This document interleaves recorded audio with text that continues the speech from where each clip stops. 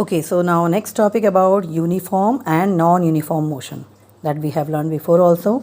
Uniform means when equal distance traveled in equal interval of time. When distance and time goes on equally, then we'll say that is uniform motion.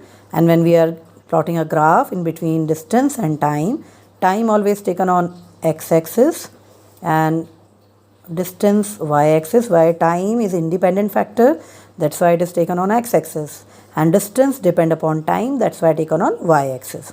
So uniform motion, when equal distance traveled in equal interval of time, that is said to be uniform motion. And when we are plotting graph, we are getting straight line. That straight line is also called slope. Okay, so that is called slope and it goes straight, that is uniform motion.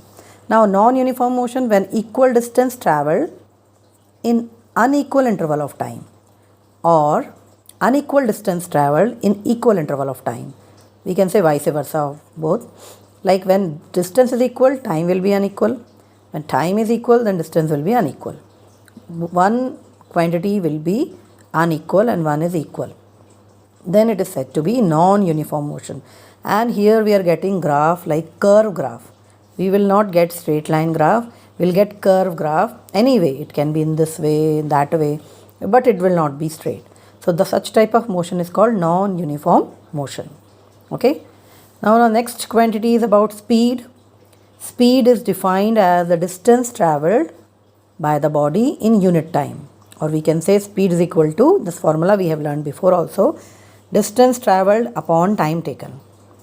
Like that we are able to find out that which vehicle or which one, whatever the speed of a moving object, and we can compare by finding speed, like which one is faster, which one is slower. That is identified by calculating speed. So the formula is distance traveled upon time taken.